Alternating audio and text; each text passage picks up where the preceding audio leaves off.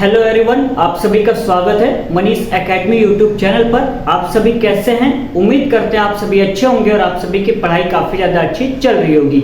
नीचे आप कमेंट कर सकते हैं कि आप सभी कैसे हैं और आपकी पढ़ाई इस समय कैसी चल रही है। ठीक है, आज देखिए सिंटेक्स में हमारी 8वीं क्लास होने वाली है, जिसमें आपको सेम पहले की तरह ही क्वेश्चन का प्रैक्टिस कराया जाएगा और साथ में आपको रूल भी बताया जाएगा।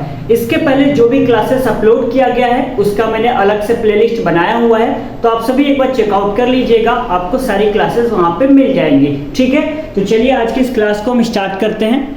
सबसे पहला आपको क्वेश्चन दिख रहा होगा, दिस पेन इज माई। ठीक है, दिस पेन इज माई। आपको लग रहा होगा कि ये जो सेंटेंस लिखा है बिल्कुल करेक्ट है, लेकिन ध्यान रखिएगा यहाँ पे जो माई वर्ड है ना वो आपका कैसा है, पॉजेसिव एडजेक्टिव है, और पॉजेसिव एडजेक्टिव के साथ में हमेशा क्या है, नाउन आता है। लेकिन आपको यहाँ पे ध्यान ये देना है ना कि लिखा है दिस पेन इज माई, क्या माई के बाद में कोई नाउन दिया गया है? कोई नाउन है या नहीं है? आप कहेंगे सर नहीं दिया गया है, यानी कि जो पॉजेसिव एडजेक्टिव है वो क्या है, अकेला है, यानी उसके साथ में नाउन नहीं दिया गया है। लेकिन रूल में क्या कहा जा रहा है, रूल में कहा जा रहा है कि पॉजेसिव एडजेक्टिव के साथ में नाउन आता है, और आपको दिख रहा होगा कि नाउन तो यहाँ पे है, कहां पर है, यहाँ पर है, और जो पॉजेसिव एडजेक्टिव है उसके बाद में कोई नाउन नहीं है। तो आपके दिमाग में आना चाहिए कि सर जो पेन है ना उसको हमें कहां, माई के साथ में रखना है, तभी तो हमारा क्या है, सेंटेंस करेक्ट हो पाएगा ना। तो चलिए बना लेते हैं। क्या करेंगे यहाँ पे, दिस इज माई पेन कर देंगे। ठीक है, दिस इज माई पेन कर देंगे, या तो इसका एक और भी बन सकता है, दिस पेन इज माइन हो जाएगा। दिस पेन इज माइन, यानी जो पॉजेसिव एडजेक्टिव है, ठीक है, ये बात करें पॉजेसिव एडजेक्टिव, इसके साथ में नाउन आता है, तो हमने क्या किया है, दिस इज माई पेन कर दिया है, यानी कि ये जो पॉजेसिव एडजेक्टिव था इसके साथ में अब क्या है, नाउन दिख रहा है या नहीं दिख रहा है? तो आप कहेंगे सर दिख रहा है, दिख रहा है, तो अब जाके ये क्या है, करेक्ट हो जाएगा। ठीक है, चलिए आगे बात करते हैं। लिखा हुआ है neither he nor I were there. Neither he nor I were there, तो आपको पता होगा कि आई के साथ में किसका प्रयोग करते हैं, आई के साथ में वॉज का प्रयोग करते हैं या आई के साथ वर का प्रयोग करते हैं। तो आपने टेंस को अच्छे तरीके से पढ़ रखा है तो आपको पता होगा कि आई के साथ में हमेशा वॉज का प्रयोग करते हैं। तो यहाँ पे जो गलती है ना, यहाँ पे गलती बस इतना है कि वर को हटा के क्या कर देंगे, वॉज कर देंगे। तो उम्मीद करते हैं आपको ये दो क्वेश्चन अच्छे से समझ में आ गया। Neither he nor I was there, ये आपका क्या है, करेक्ट हो जाएगा। देखिए आपके बुक में यदि क्वेश्चन दे रखा है तो उसको प्रैक्टिस करते रहिएगा।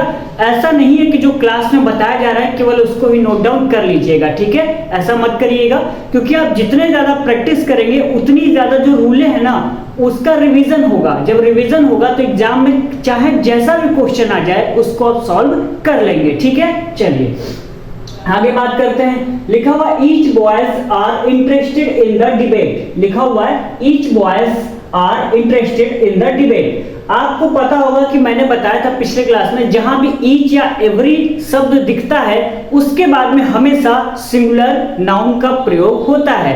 तो आपको पता है कि यहाँ पे जो ईच लिखा है, ईच के बाद क्या आता है, सिंगुलर नाउन आता है, लेकिन यहाँ पे सिंगुलर नाउन तो दे नहीं रखा है। यहाँ पे कौन सा नाउन है, प्लूरल वाला है, यानी कि बॉयज, यानी बहुत सारे लड़के हैं ना, तो ये क्या है, गलत है। बॉयज का यहाँ पे सिंगुलर क्या होगा, सभी को पता होना चाहिए, बॉय होगा। क्या होगा, बॉय होगा।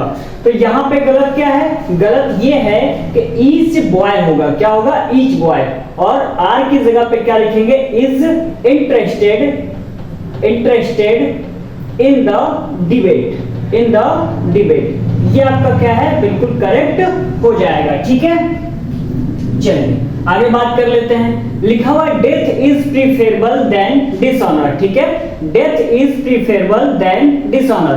तो आपको मैंने फिर पिछले क्लास में बताया था, यानी कि एक बार रूल बता दिया जाता है ना तो उससे रिलेटेड मैं कोशिश करता हूँ 3-4 क्वेश्चन और आपको प्रैक्टिस करवा दें ताकि रूल जो है वो रिवीजन हो जाए। इसीलिए मैंने जो पिछले क्लास में रूल बताया था उसके तहत मैंने 2-3 क्वेश्चन लिख दिया है ताकि और भी आसानी हो आपको पढ़ने में। ठीक है, death is preferable than dishonour. तो मैंने बताया था कि मोर या तो मोस्ट के बाद में प्रीफरेबल नहीं आता है, और जहां पर भी सेंटेंस में देन वर्ड आ जाए उसकी जगह पे टू का प्रयोग करते हैं। किसका प्रयोग करते हैं? टू का।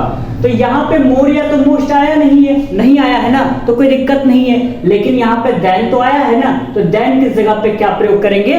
टू का प्रयोग करेंगे। बस यही आपका जो मिस्टेक था वो था। ठीक है, तो लिख लेते हैं death is preferable, death is preferable to dishonour. ठीक है, डिसऑनर ये हो गया। चलिए एक और क्वेश्चन देख लेते हैं। यहाँ पे लिखा हुआ people should be loyal in to their nation. इसको तो देख के तुरंत ही पता लग गया होगा कि यहाँ पे गलत क्या है। बेटा पीपल्स तो होता नहीं है, पीपल होता है ना, तो पीपल होता है तो यहाँ पे क्या लिखेंगे? पीपल। ठीक है, पीपल शुड बी लॉयल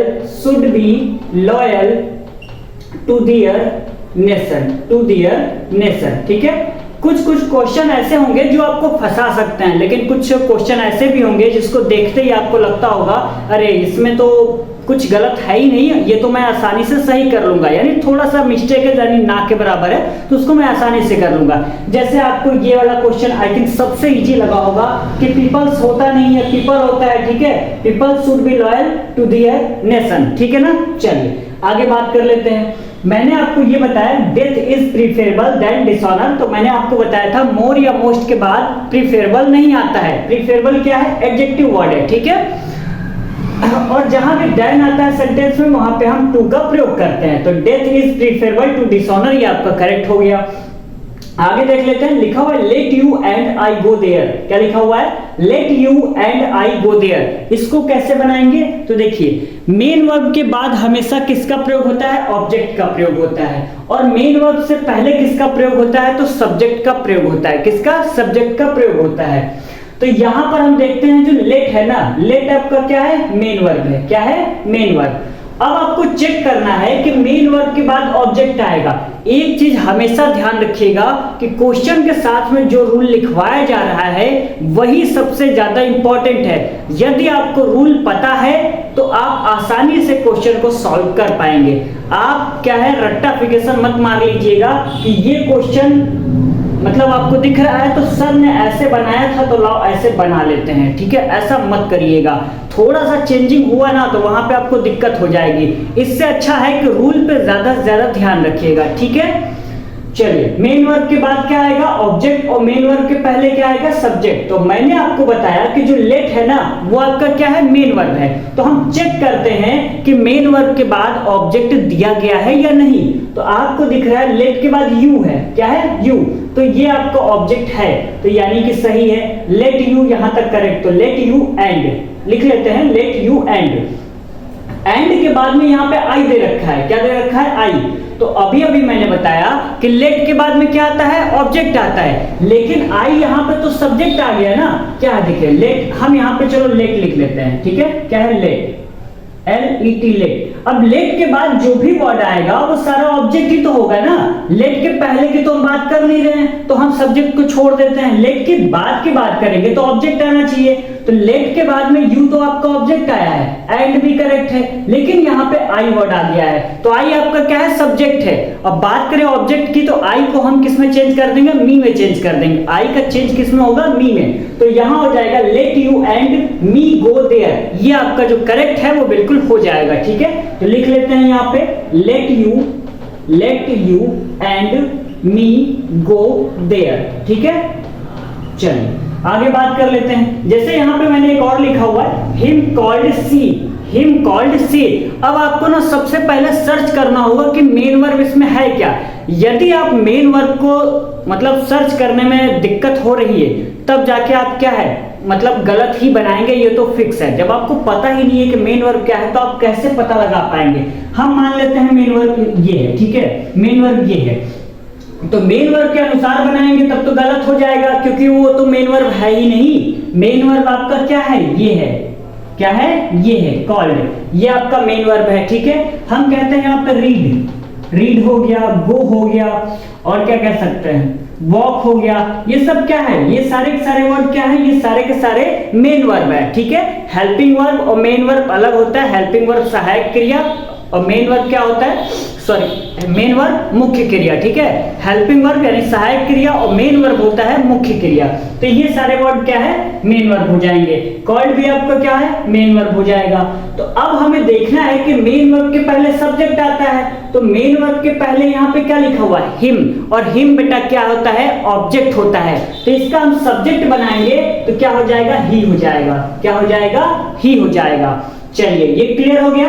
अब यहाँ पे कॉल्ड है ना, तो कॉल्ड को यहाँ पे सेम ऐसे ही उतार देते हैं। अब कॉल्ड के बाद में यहाँ पे सी दे रखा है, तो यानी कॉल्ड तो आपका मेन वर्ब है ना, तो मेन वर्ब के बाद ऑब्जेक्ट आता है, लेकिन जो सी वर्ड लिखा है वो है सब्जेक्ट, और सब्जेक्ट को हमें क्या करना है, अब ऑब्जेक्ट बनाना है। क्यों, क्योंकि मेन वर्ब के बाद में ऑब्जेक्ट आता है, तो सी को किस में चेंज करेंगे, हर में। तो ही कॉल्ड हर, ये आपका करेक्ट हो गया है, ठीक है। चलिए आगे बात कर लेते हैं। लिखा हुआ यहाँ पे do he is poor but he is honest, यानी कि हालांकि वह गरीब है लेकिन क्या है, ईमानदार है। यहाँ पे दो सेंटेंसेस दिए गए हैं, ठीक है। हालांकि वह गरीब है लेकिन क्या है, वह ईमानदार है। Do he is poor but he is honest.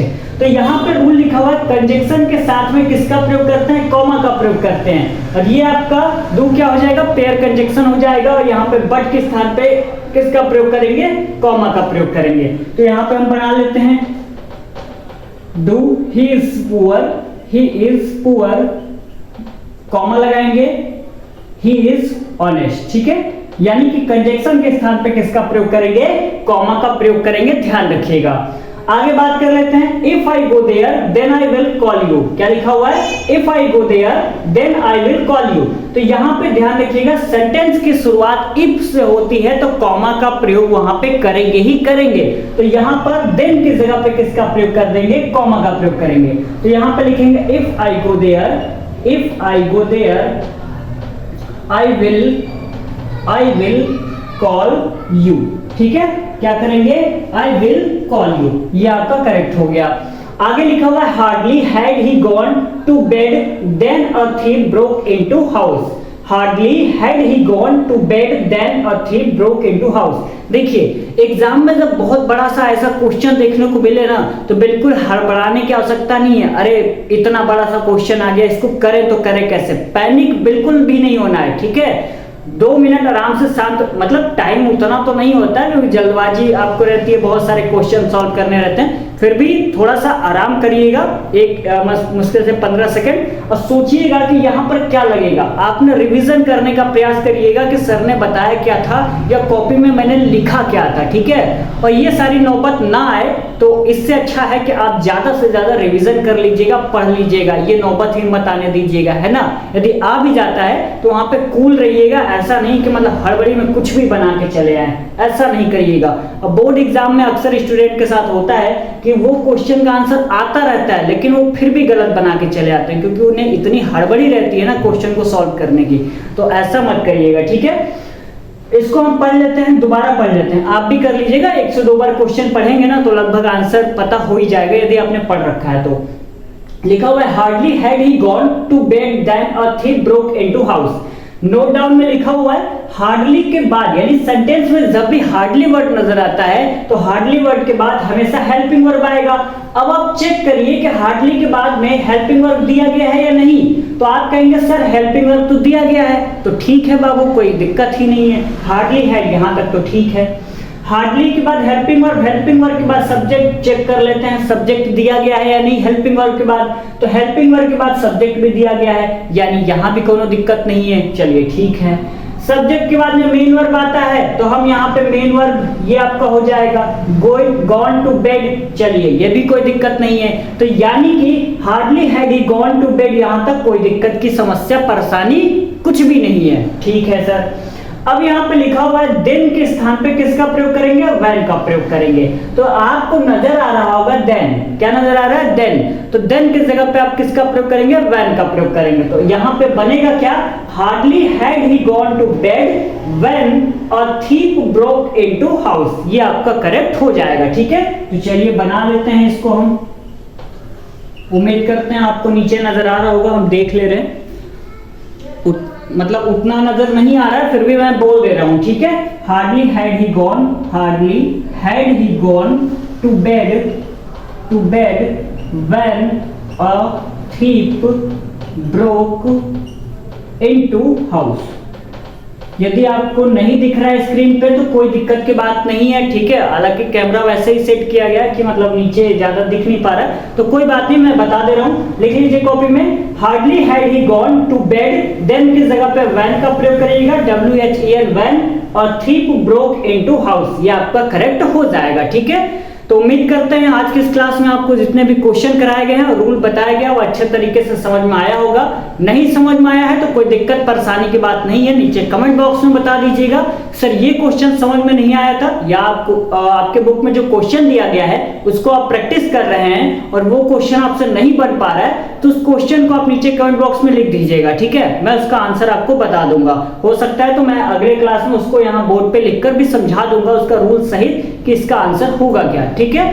यदि वीडियो आपको पसंद आया होगा तो प्लीज इस वीडियो को लाइक कर दीजिएगा। आप सभी लाइक करना भूल जाते हैं तो ऐसा मत क्या करिए, आपके वीडियो से हमें काफी ज्यादा मोटिवेशन मिलता है और भी ज्यादा अच्छे से अच्छे कंटेंट प्रोवाइड करने के लिए, ठीक है ना। मिलते हैं कल के लेक्चर में, तब तक के लिए बहुत बहुत धन्यवाद।